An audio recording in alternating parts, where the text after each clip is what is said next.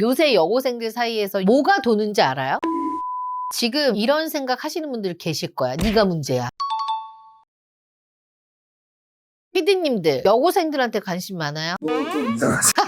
아니 요새 어디서 제 거 채널이 떠돌아다니는지는 모르겠는데 여고생들이 그렇게 문의가 와요. 그래서 여고생들에 대해서 제가 한번 생각을 해봤는데 요새 여고생들 사이에서 유행하는 고시가 있대요. 고시는 뭐 수능이나 공무원 시험 이런 거 아니에요? 아니요. 결혼 고시입니다. 요즘 10대들이 이 졸업하기도 전에 누구랑 결혼을 해야 편할지 계산기부터 두드린대요. 근데 이거 너무 빠른 거 아니에요? 놀랍죠? 근데 이게 요즘 현실입니다. 유튜브가 이렇게 무서워. 최근에 저한테 어떤 여고생 한 분이 저희 회사 채널 카톡으로 문의를 주셨어요. 근데 놀랍게도 이 여고생의 나이는 17살 고1이었습니다. 저는 이 여고생이 저의 채널을 보는 것도 너무 신기했는데 장문으로 글을 보내왔더라고요. 보니까 이 여고생은 고등학교 1학년이고요. 대형 기획사에 합격을 할 정도로 외모가 굉장히 수려한 편이고 성적은 전교 상위권이래요. 그러니까 공부도 잘하는 친구죠. 근데 이 친구가 저희 회사에 어떤 걸 물어봤는지 아세요? 저처럼 예쁘게 하려면 어떻게 해야 저 지금부터 준비하면 20대에 전문직 남자랑 결혼할 수 있나요? 아주 구체적인 질문을 주셨습니다. 근데 더 무서운 건 뭐냐면 이게 특수한 사례가 아니라는 거야. 이런 글은 제가 몇 번 받았다고 얘기하고 보여줬잖아요. 요즘 10대들 교실 안에서 이미 결혼 고시가 시작이 됐대요. 그래서 제가 이 얘기를 듣고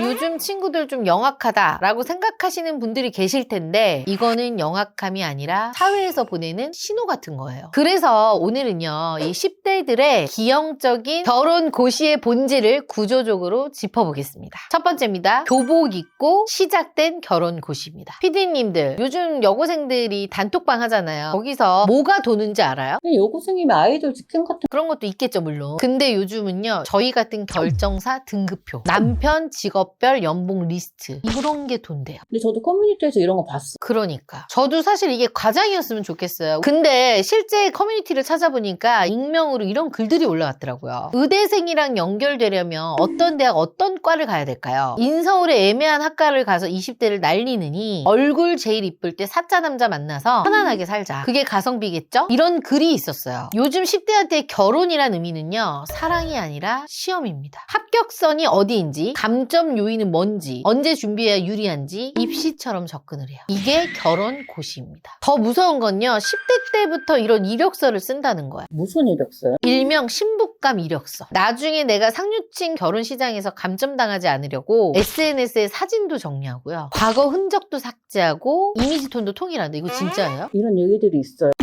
그러니까 소위 말하는 단정하고 청순하고 이런 사모님의 모습을 미리 그려놓는 거죠. 고등학교 때부터 빌드업 시켜놓는 거야. 공부 잘하는 친구들은 의대, 법대 근처 학원과 독서실을 일부러 찾는데요. 왜? 미리 인맥을 만들겠다는 거지. 그러니까 대학 간판보다는 누구 옆에 앉느냐, 그걸 더 중요하게 보는 거야. 그러니까 공부는 타이틀용이 돼버린 거고요. 진짜 승부는 네트워크. 이게 10대의 전략입니다. 근데 그게 너무 무서운데. 근데 가만히 생각해보면 단순히 이런 현상이요, 영악함 때문에 이런 걸까요? 어떻게 생각해요, 피디님들은? 내 입장에서 보면 좀 영악한 것 같기도 해요. 그러니까 우리가 생각하면 옛날 시대는 교복 입고 선생님들을 짝사랑하는 게 전부였잖아. 근데 이제 봐봐, 교복 입은 친구들이 제대로 된 사람이라고도 잘 모르는데 벌써 조건부터 얘기를 하는 거잖아요. 이건 개인의 문제가 아니에요. 이 순수한 아이들을 이렇게 만든 구조가 있습니다. 그래서 두 번째, 알고리즘이 만든 조기각성. 요즘 10대들의 이 결혼고시 현상, 이게 어디서부터 시작됐을까요? 바로 알고리즘이에요. 유튜브 보면 저를 포함해서요, 결혼에 관련된 채널을 운영하시는 분들이 꽤 많아요. 그게 알고리즘을 타고 10대 피드까지 타고 들어간 거죠. 나 잘못인가? 지금 이런 생각 하시는 분들 계실 거야. 네가 문제야. 맨날 나이가 중요하다고 하지 않았냐, 빨리 준비하라고 하지 않았냐. 솔직히 영향을 안 줬다고는 말할 수 없죠. 저도 뭐 이 생태계 안에 있으니까. 다만 제가 이 다루는 이야기 대상들은요, 이미 이 선택 지점에 있는 사람들의 이야기란 말이에요. 근데 알고리즘은 어때? 나이를 구분해 안 해? 안 한다는 거야. 말이라는 게 어떻죠? 같은 문장이라도 누가 듣느냐에 따라서 흡수하는 게 다르단 말이에요. 그래서 지금 30대한테 지금 각성해라, 현실을 받아들여라 라고 했던 말들이요, 10대한테는 어떻게 들리냐면 지금 당장 시작하지 않으면 늦는다로 들릴 수 있다는 거야. 비유하자면 30대 환자한테 약을 처방을 했어요. 근데 그거를 17살 아이가 그대로 먹는 셈인 거야. 이거는 그 약이 잘못된 게 아니라 약이 필요한 나이가 문제가 아니라는 거지. 그럼 대표님 이게 같은 영상이라도 누가 보느냐에 따라서 차이가 엄청 커지네. 엄청 커지죠. 근데 알고리즘은 맥락을 보지 않아요. 반응을 봐요. 조회수가 잘 나오는 문장, 댓글이 많이 달리는 뭐 한 줄, 자극적인 제목을 계속 밀어주죠. 그래서 결혼에 대한 앞뒤 설명은 그냥 잘려 나가버리고요. 그 한 줄만 계속 반복이 되는 거야. 근데 10대는 30대처럼 경험이 많이 없고 그만큼 판단력이 되지도 않아요. 필터링할 기준이 없다는 거지. 그럼 10대를 위한 영상을 만들어야 되나? 그래서 알고리즘이 주는 것을 그대로 흡수해버려요. 결국에는요, 2030의 불안이요, 컨텐츠가 돼서 10대 피드로 넘어가고 세대를 뛰어넘어서 전이 되는 구조로 가버리는 거죠. 근데 이게 가장 큰 문제는요, 불안을 학습한 이 10대가 행동을 시작해버린다는 거야. 10대부터 시작하면 우린 유리하다. 뭐 이런 확신으로 움직이는 거죠. 근데 여기에 함정이 있어요. 지금부터가 오늘 영상의 핵심입니다. 집중을 계속 해주셔야 돼요. 세 번째입니다. 조기각성의 함정입니다. 여기까지 듣고 이런 생각이 들 수 있어요. 그래도 일찍 준비하면 유리한 거 아닌가? 맞아요. 어린 나이라는 것 자체는 무기일 수 있어. 근데 그거는 단지 입장권일 뿐이라고 생각하면 돼요. 시험장에 들어갈 자격일 뿐이지 합격을 보장하진 않아요. 근데 조기각성한 10대들은 이 입장권을 합격증으로 착각하는 거예요. 냉정하게 제가 한번 말해볼게요. 20살이라는 나이는요, 25살이라는 나이가 되면 이게 희석이 되고 30살이 되면 평범해져. 만약 나이 말고 내가 쌓아놓은 서사가 없다. 그러면 나이가 들수록 불안해지겠죠. 내가 해놓은 게 없으니까. 그리고 특히나 10대는 결혼 시장에서 자격이 안 돼. 그리고 10대들한테 더 중요한 건 뭐냐면요. 한방 언니한테 가면